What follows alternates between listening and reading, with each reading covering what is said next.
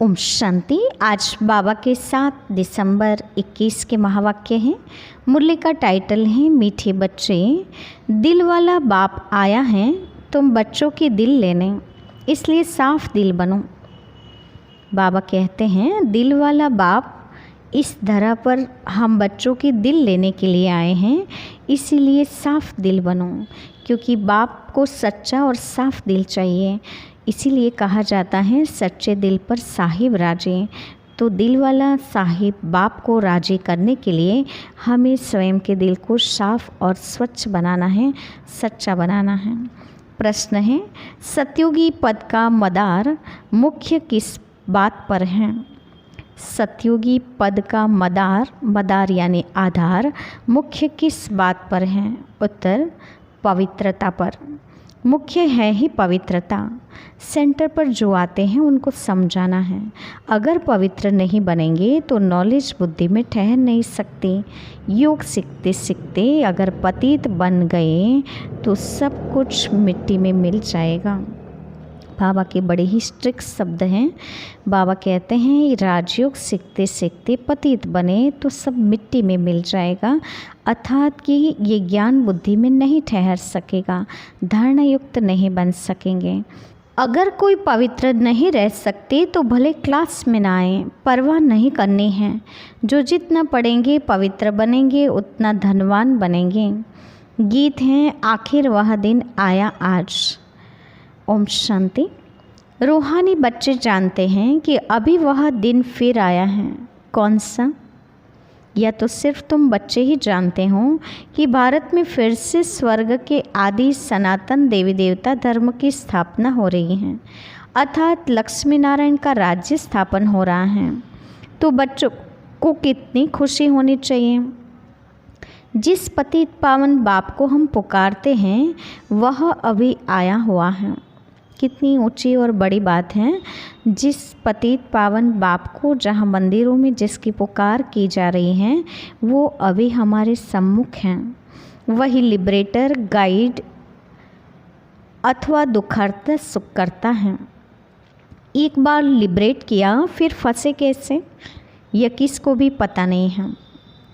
बाबा कहते हैं अनेक बार कल्प के अंत में आकर बाबा ने उबारा है, दुख से निकाला है, लिबरेट किया है, फिर फंसे कैसे ये कोई जानते नहीं है।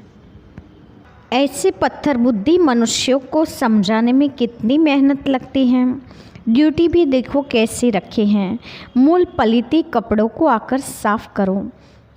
आत्मा और शरीर दोनों पवित्र तो देवताओं के ही हैं। बाबा कहते हैं मूल पलिती कपड़ों को आकर साफ करो। बाबा कहते हैं कौन सी ड्यूटी है अभी? तो जो पतित बन गई आत्माएं हैं उनको साफ करना है ज्ञान योग से। रावण राज्य में शरीर तो किसका पवित्र हो न सके, शरीर तो पतित है ही। इन सब बातों को कोई जानते ही नहीं है। करके आत्मा कुछ पवित्र हैं तो प्रभाव निकलता है, परंतु फिर भी पतित तो बनना ही है ना। बेहद का बाप पतित पावन आकर कहते हैं यह 5 विकार शैतान हैं, इनको छोड़ो। अगर मेरी नहीं मानेंगे तो तुमको धर्मराज तंग करेंगे। तुम ऑलमाइटी अथॉरिटी का कहना नहीं मानते हो तो धर्मराज बहुत कड़ी सजा देंगे। बाप आया है पावन बनाने। तुम जानते हो हम ही पावन देवी देवता थे, अब हम पतित बने हैं तो अब फट से वह छोड़ देना चाहिए। देह अभिमान भी शैतान की मत है, वह भी छोड़ना पड़े। पहले नंबर का जो विकार है वह भी छोड़ना पड़े। वह दिन भी आएगा जो बाप के साथ इस सभा में कोई पतित बैठ नहीं सकता, किसको भी अलाउ नहीं करेंगे। मूल पलिती को निकालो बाहर, इंद्र सभा में आने नहीं देंगे। फिर भल कोई कितना भी करोड़पति हो या क्या हो, सभा में आ न सकें। बाहर में भल उनको समझाया जाता है, परंतु बाप की सभा में अलाउ नहीं किया जाता है। अभी अलाउ किया जाता है भीति के लिए, फिर नहीं। अभी भी बाबा सुनते हैं। कोई पतित आकर बैठे हैं तो बाबा को अच्छा नहीं लगता है। ऐसे बहुत हैं जो छिप कर आकर बैठते हैं। ऐसे ऐसे को बहुत सजा खानी पड़ेगी। मंदिरों टिकाणों में स्नान करके जाते हैं, बिगर स्नान कोई जाते नहीं होंगे। वहाँ है स्थूल स्थान और यहाँ है ज्ञान स्नान। इससे ही शुद्ध होना पड़े। कोई मांसाहारी भी आ नहीं सकते। जब समय आएगा तो बाबा स्ट्रिक्ट हो जाएगा। दुनिया में देखो भक्ति का कितना जोर है। जो अधिक शास्त्र पढ़ते हैं वह शास्त्री का लक़ब लेते हैं। तुम अब संस्कृत आदि सीख कर क्या करेंगे? अब बाप तो कहते हैं सब कुछ भूल जाओ, फिर एक बाप को याद करो तो तुम पवित्र बन विष्णुपुरी के मालिक बन जाएंगे। जब इस बात को अच्छी रीति समझ जाएंगे तो ये शास्त्र आदि सब भूल जाएंगे। यह जो पढ़ाई पढ़कर बैरिस्टर आदि बनते हैं, उन सबसे ऊंच पढ़ाई यह है जो परमात्मा नॉलेजफुल आकर पढ़ाते हैं। क्योंकि परमात्मा को ज्ञान सागर कहा जाता है और उसका परम सत्य ज्ञान हम अभी सुन रहे हैं। इसीलिए बाबा ने कहा जिससे हम मनुष्य से देवता बन जाएंगे। इसीलिए बाबा ने कहा कि बैरिस्टर की पढ़ाई से भी यह पढ़ाई ऊंच है, क्योंकि पढ़ाने वाला स्वयं भगवान है। इसीलिए उसकी पढ़ाई भी ऊंची है और पद की प्राप्ति भी उससे ऊंची हो सकती है। उनको कहते भी हैं पतित पावन आओ, परंतु यह नहीं जानते कि हम पतित हैं। बाबा तो यह समझाते रहते हैं। सतयुग को कहते हैं राम राज्य, कलयुग को कहते हैं रावण राज्य। इस समय सब पतित हैं। पावन देवी देवताएं तो मंदिरों में पूजे जाते हैं और उनके आगे पतित जाकर माथा टेकते हैं। इससे सिद्ध हुआ कि वह पवित्रता में सबसे ऊंचे हैं, सन्यासियों से भी ऊंचे हैं। सन्यासियों का मंदिर थोड़ी बनता है। अब जब तमोप्रधान भक्ति में चले गए तब फिर उनका चित्र रखते हैं। उसको कहा जाता है तमोप्रधान भक्ति। मनुष्यों की पूजा 5 तत्वों की पूजा है। जब सतोप्रधान भक्ति थी तो एक ही पूजा होती थी, उसको कहा जाता है अव्यभिचारी भक्ति। देवताओं को भी ऐसा उसने ही बनाया है, तो पूजा भी होनी चाहिए एक की, परंतु फिर भी ड्रामा बना हुआ है। सतो प्रधान सतो रजो तमो में आना ही है। यहाँ भी ऐसे हैं, कोई सतो प्रधान बन जाते हैं, कोई सतो और कोई रजो और कोई तमो बनते हैं। सतयुग में फर्स्ट क्लास सफाई रहती हैं।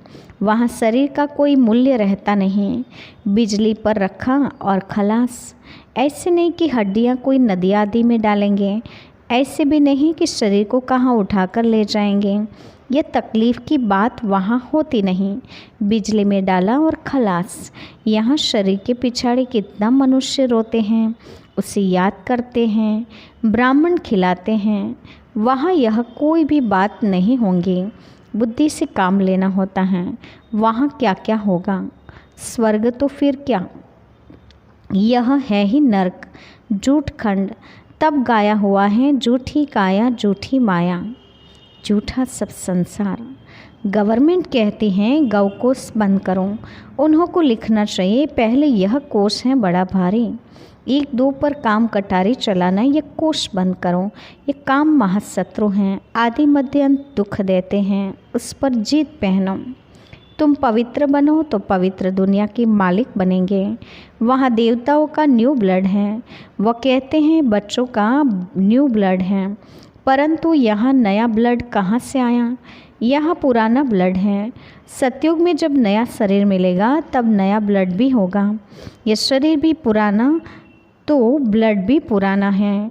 अब इनको छोड़ना है और पावन बनना है, सो तो बाप की सिवाय कोई बना न सके। सबका धर्म अलग अलग है और हर एक को अपने धर्म का शास्त्र पढ़ना है। संस्कृत में मुख्य है गीता। बाबा कहते हैं मैं संस्कृत थोड़ी ही सिखाता हूँ, जो भाषा यह ब्रह्मा जानता है मैं उसमें ही समझाऊँगा। मैं अगर संस्कृत में सुनाऊँ तो ये बच्चे फिर कैसे समझें? यह कोई देवताओं की भाषा नहीं है। कभी कभी बच्चे यहाँ आकर वहाँ की भाषा बतलाते हैं। यह भाषाएं सीखने से शरीर निर्वाह अर्थ कोई लाख तो कोई करोड़ कमाते हैं। यहाँ तुम कितनी कमाई कर रहे हो? तुम जानते हो सतयुग में हम महाराजा महारानी बनेंगे। जितना जास्ती पढ़ेंगे उतना जास्ती धनवान बनेंगे। गरीब और साहूकार में फ़र्क होता रहता है ना। सारा मदार है पवित्रता पर। सेंटर पर जो आते हैं उनको समझाना है, अगर पवित्र नहीं बनेंगे तो नॉलेज बुद्धि में ठहरेगी नहीं। 5-7 रोज आकर फिर पतित बने तो नॉलेज ख़त्म। योग सीखते सीखते अगर पतित बने तो सब कुछ मिट्टी में मिल जाएगा। अगर कोई पवित्र नहीं बन सकता है तो भले न आओ, परवाह थोड़ी है रखनी चाहिए। जन्म जन्मांतर के पापों का बोझा जो सिर पर है सो बिगर याद के कैसे उतरेगा। गाया हुआ भी है सेकंड में जीवन मुक्ति। जो बाप कहें सो करना है। सारी दुनिया बुलाती तो है, हे पतित पावन आओ। हम पतित हैं परंतु पावन कोई बनते ही नहीं हैं, तो वापस भी कोई जा नहीं सकते। वे लोग ब्रह्म को परमात्मा समझ याद करते हैं। यह ज्ञान ही किसको नहीं तो परमात्मा क्या है। ब्रह्म कोई परमात्मा नहीं है, न ब्रह्म में कोई लीन हो सकता है। फिर भी पुनर्जन्म में तो सबको आना ही है, क्योंकि आत्मा तो अविनाशी है।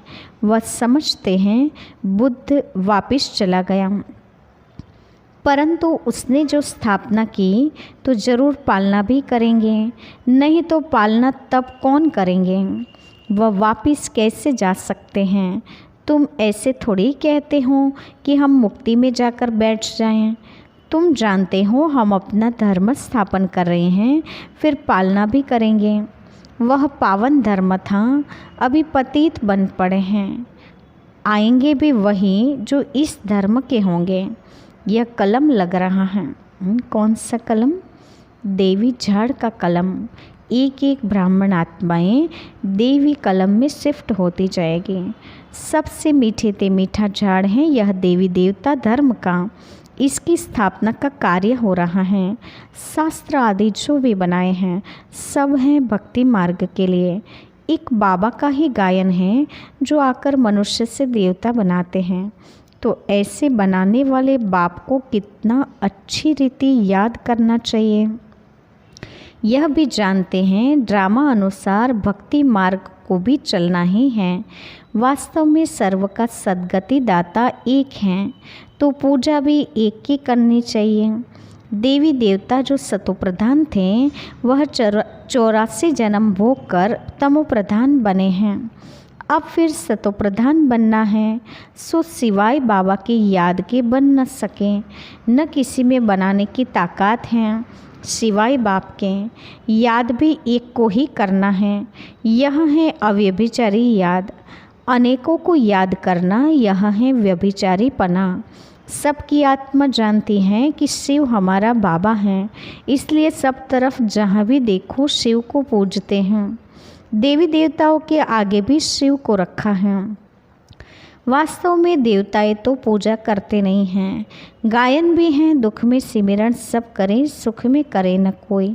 फिर देवताएं पूजा कैसे करेंगे? वह है ही रॉन्ग। झूठी महिमा थोड़ी दिखानी चाहिए। शिव बाबा को जानते ही कहाँ हैं जो याद करें, तो वह चित्र उठा देना चाहिए। बाकी पूजा करने वाले सिंगल ताज वाले दिखाने चाहिए। साधु संत किसको भी लाइट का ताज नहीं है, इसलिए ब्राह्मणों को भी लाइट का ताज नहीं दिखा सकते। जिनका ज्ञान तरफ पूरा ध्यान होगा वह करेक्शन भी करते रहेंगे। अबूल को कोई बना नहीं सकता है, भूलें होती ही रहती हैं। त्रिमूर्ति का चित्र कितना अच्छा है। यह बाप और यह दादा हैं।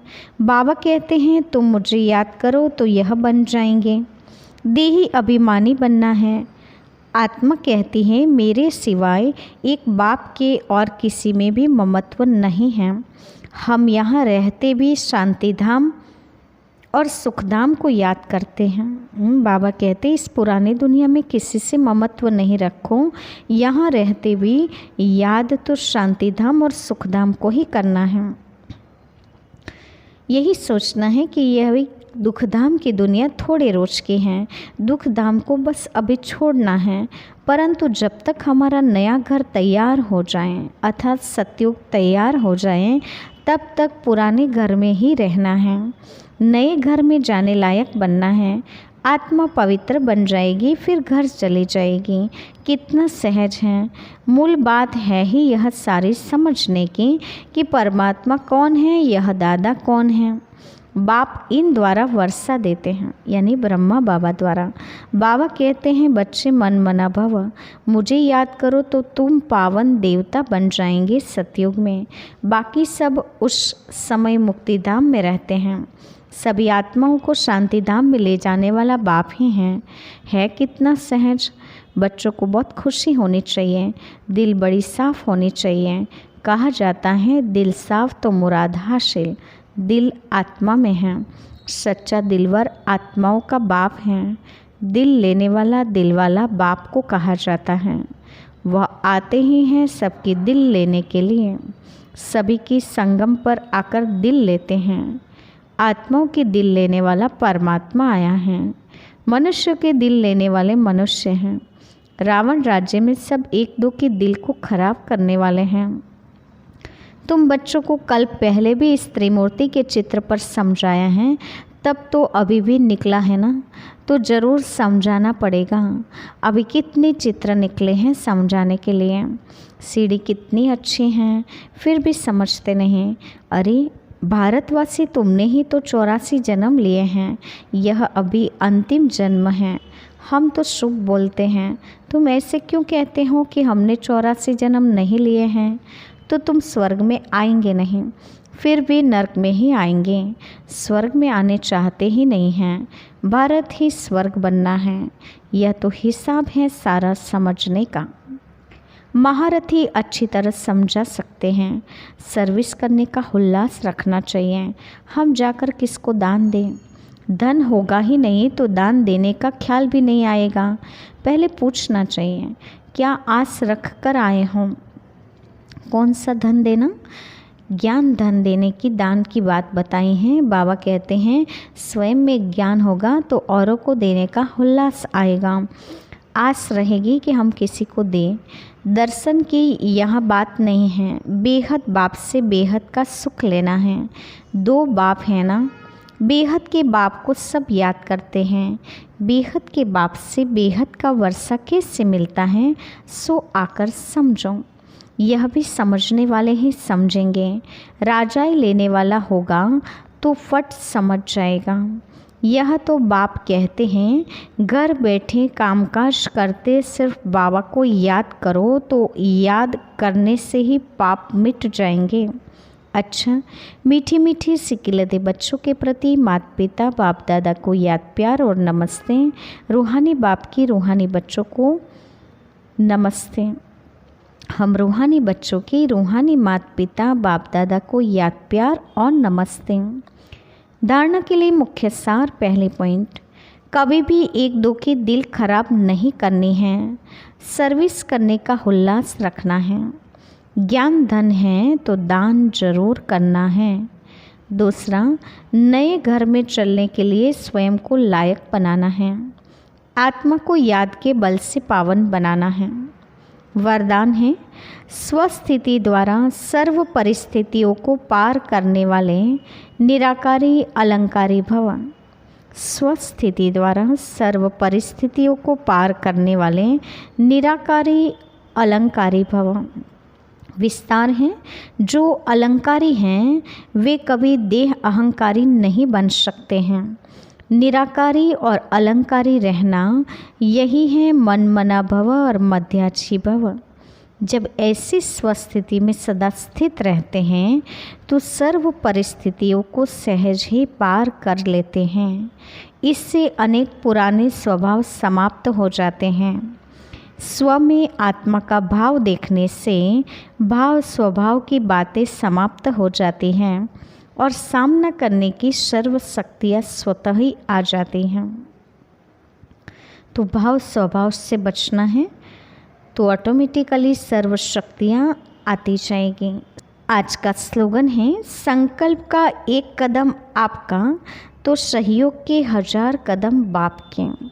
यदि हम एक श्रेष्ठ संकल्प करने के निमित्त बन जाते हैं तो उसके पीछे 1000 कदम बाप चलने के लिए राज़ी हैं। तो संकल्प का एक कदम उठाएं तो हिम्मत देने के लिए, मदद करने के लिए 1000 कदम बाप बढ़ाएंगे। इसीलिए हमेशा विश्वास रखें और अपने श्रेष्ठ संकल्प के द्वारा सहयोग को प्राप्त करें। अच्छा, ओम शांति।